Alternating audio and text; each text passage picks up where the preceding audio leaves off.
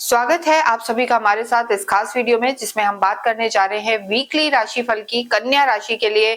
और ये जो वीक है आपके लिए बहुत इंपॉर्टेंट है, क्योंकि आपके जो राशि स्वामी हैं बुध, जिन्हें हम ग्रहों के राजकुमार भी कहते हैं, वो अपना स्थान परिवर्तन कर रहे हैं, राशि परिवर्तन कर रहे हैं। और डेफिनेटली जब भी लॉर्ड बदलते हैं तो जीवन में बहुत प्रभाव आता है। तो यहाँ पर बुध जो आपके खुद के राशि स्वामी हैं, आपको सफलता भी दिलाएंगे और आपकी इनकम भी बढ़ाने वाले होंगे। क्योंकि देखिए, बुध अभी तक 10th हाउस में चल रहे थे, यहाँ से वो प्रवेश करेंगे आपके इनकम भाव में, सूर्य के साथ आ जाएंगे, बुध आदित्य योग बनाएंगे। ये स्थिति आपके लिए बेहद लाभकारी रहने वाली है। मान सम्मान बढ़ेगा, सफलता मिलेगी। साथ ही बुध की दृष्टि आपकी लव लाइफ पर भी रहेगी, शनि का घर है, तो वो स्थिति भी आपके लिए बेहतर रहेगी। जो एक नो कांटेक्ट सिचुएशन थी वो वापस बातचीत में स्टार्ट होगी, कोई ना कोई रास्ता आपकी लव लाइफ के लिए भी निकलने वाला है। तो कन्या राशि की अगर हम बात करें तो हमने लिखा भी है कि बुध यहाँ आपकी सफलता के रास्ते खोलेंगे और ये वीक आपके लिए लाभकारी रहने वाला है। लेकिन जब भी हम साप्ताहिक राशिफल की बात करते हैं, मून बहुत ज्यादा इंपॉर्टेंट हो जाता है। वैसे तो सारे ही ग्रह इंपॉर्टेंट है, लेकिन चंद्रमा ही एक ऐसे ग्रह है हर जो 2.25 दिन में अपना स्थान परिवर्तन करते हैं, जगह बदलते हैं, वो स्थिति रहने वाली है। तो देखिए, यहाँ पर जब बात करते हैं तो चंद्रमा इस पूरे वीक में मीन में रहेंगे, मेष में रहेंगे, और उसके बाद वो रहेंगे वृषभ में। आपके भाग्य में चंद्रमा लगभग 7-8 तारीख को उच्च के हो जाएंगे, तो यहाँ पर भाग्य का साथ भी मिलेगा और आपकी धन की स्थिति, आपका कम्युनिकेशन, जिसे हम वाणी का अट्रैक्टिव कहना जो हो जाता है, यानी आप कुछ भी बोलेंगे तो वो चीजें लोगों को मोहित करेंगी या वो चीजें पूरी होंगी। तो यहाँ पर कम्युनिकेशन आपका बेहद लाभकारी रहेगा, अच्छा रहेगा, और भाग्य भी आपका सपोर्ट करेगा। तो चंद्रमा उच्च के हो जाएंगे 7-8 तारीख को, और 9 तारीख को जब ये वीक समाप्त हो रहा है तो चंद्रमा आपके कर्म क्षेत्र में रहेंगे, मंगल के साथ लक्ष्मी योग बनाएंगे। लेकिन देखिए, शुरुआती दौर में अगर हम देखें तो चंद्रमा शनि के साथ हैं आपके सप्तम भाव में, और शनि इस समय रेट्रो वक्रीय चल रहे हैं, छठे घर का भी फल दे रहे हैं। तो यहाँ पर विष दोष बना हुआ है। वैवाहिक जीवन को आपको इस बार थोड़ा सा संभालने की जरूरत है, लेकिन रोग ऋण शत्रु यहाँ पर अवश्य समाप्त होंगे। राहु के साथ शनि का जो प्रभाव रहेगा, साथ ही चंद्रमा की जो भाग्य में उच्च का होना है, बुध का लाभ भाव में होना है, कन्या राशि के लिए बेहद लाभकारी रहने वाला है। सबसे पहले हम कर्म क्षेत्र की जब बात करते हैं तो देखिए, कर्म क्षेत्र में मंगल विराजमान है।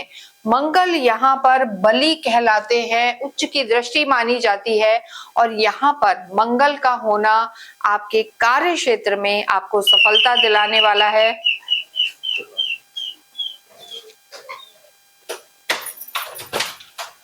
आशीष जी मिश्रा जी, हाँ, वो पंडिया गेट बन गए आप? ये गेट है, मेन गेट। अच्छा, मैं यार बटी के जा रहे हैं डर से। क्या है? क्या है? पार्सल कोई इधर ही रख लीजिए। ये कंटिन्यू ही करेंगे ना? कट कर देंगे।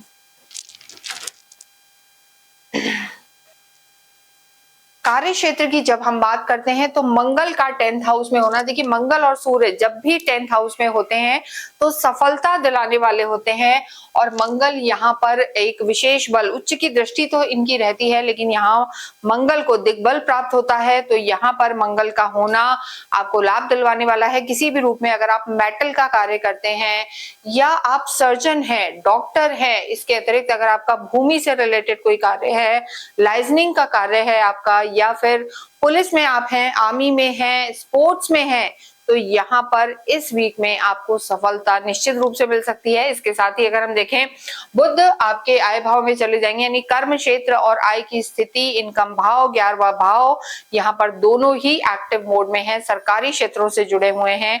तो भी आपको कहीं ना कहीं सफलता, इंक्रीमेंट या आपका नेम फेम यहाँ पर बढ़ सकता है। तो यहाँ कन्या राशि के लिए अगर हम देखें तो स्थितियां कार्य क्षेत्र में आपके लिए बेहद लाभकारी है। कम्युनिकेशन से रिलेटेड कार्य है, एग्रीकल्चर से रिलेटेड कार्य करते हैं, बुद्ध से रिलेटेड कोई भी कार्य, राइटिंग का कार्य है, लेखन का कार्य है, या आप ट्रेडिंग करते हैं। देखिए बुद्ध आपके दृष्टि देंगे पंचम भाव को, स्टॉक का कार्य है, स्पेक्युलेटिव चीजों में है, या ट्रेडिंग लाइजनिंग करते हैं किसी कार्य की, तो भी यहाँ पर सफलता मिल सकती है। लेकिन यहाँ पर हम एक चीज जरूर कहेंगे, ये सब कुछ हम गोचर के आधार पर बताते हैं, यानी इन जनरल इस समय ग्रहों की स्थिति कैसी है। कन्या राशि वाले बहुत लोग हैं, लेकिन आपकी खुद की कुंडली में बुध की स्थिति कैसी है, सूर्य की स्थिति और ग्रहों की स्थिति कैसी है, बहुत कुछ उस पर भी निर्भर करेगा। लेकिन इस समय अगर हम देखें तो स्थितियां आपके लिए बेहतर है, लेकिन आपको अपनी सोच को पॉजिटिव रखना है, क्योंकि आप ही की राशि में शुक्र इस समय नीच के चल रहे हैं। अगर हम रिश्तों की बात करें तो वैवाहिक जीवन में स्पेशली आपको संभाल करने की जरूरत है। वैवाहिक जीवन में आपको थोड़ा भ्रम आ सकता है, डाउट आ सकता है, शक कर सकते हैं आप एक दूसरे पर, ये स्थिति यहाँ पर नजर आ रही है। या कहीं ना कहीं डिस्ट्रैक्शन भी आपके वैवाहिक जीवन में रह सकता है। तो वैवाहिक जीवन में आपको थोड़ा सा ध्यान रखना है। और जब ये वीक स्टार्ट हो रहा है तभी हम जरूर कहेंगे, चंद्रमा और शनि का विष दोष है तो आर्ग्यूमेंट से बचें। और उसके बाद देखिए 5 और 6 तारीख को चंद्रमा आपके अष्टम में आ जाएंगे, वहां पर भी आपको अपने वैवाहिक जीवन का ध्यान रखना है। या पार्टनरशिप में कोई काम कर रहे हैं तो भी आपको 5 और 6 तारीख को थोड़ा सा संभल कर रहना है। कोई बड़ी डील नहीं करना, पैसे के लेन देन को आपको 5 और 6 अगस्त को बिल्कुल नहीं करना है।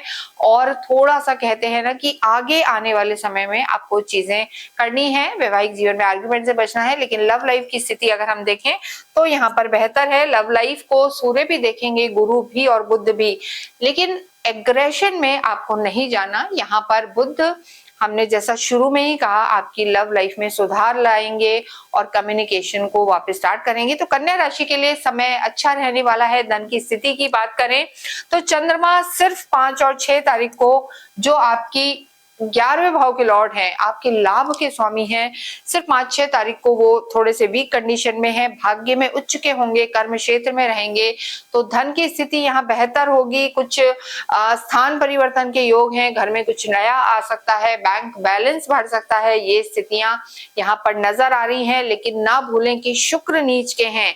गलत जगह पैसा अटका देना, अननेसेसरी देखा दाखी में पैसा खर्च करना, एक्स्ट्रा वेगेंट हो जाना, ये सब चीजें आपको थोड़ा सा परेशान कर सकती हैं। यानी आय और व्यय भाव दोनों ही यहाँ एक्टिव हैं। आप कैसे धन का यूज करते हैं ये बहुत कुछ आप पर निर्भर करने वाला है। अन्यथा पूरा ही समय यहाँ पर आपके लिए लाभकारी है। स्वास्थ्य की दृष्टि से देखें तो जिन लोगों को ऑलरेडी कोई पुरानी क्रॉनिक बीमारी है, शुगर है, थायराइड है या नींद की समस्या इस वीक में आपको परेशान कर सकती है। कोई क्रॉनिक डिजीज यहाँ पर एकदम फ्लेयर अप हो सकती है, बढ़ सकती है। थोड़ा सा दिक्कत का सामना आपको मिडिल ऑफ द वीक में स्वास्थ्य को लेके करना पड़ सकता है। यानी 5 और 6 तारीख को आप अपने स्वास्थ्य का ध्यान रखें।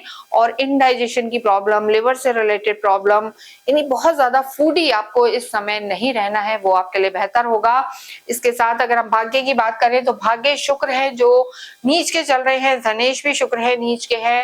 तो कहीं ना कहीं दिमाग में कुछ ग्रे मार्केट का काम, गलत तरीके से पैसा कमाना या पैसे का अपव्यय करना, ये स्थिति रह सकती है। तो भाग्येश इस समय जरूर कमजोर हैं, लेकिन आपके राशि स्वामी बुध आदित्य योग बनना, मंगल की स्थिति अच्छी होना, ये सब आपको बहुत चीजों में से निकाल कर ले जाएगा और समय आपका अच्छा रहेगा। बहुत कुछ आपकी खुद की कुंडली पर भी निर्भर करेगा।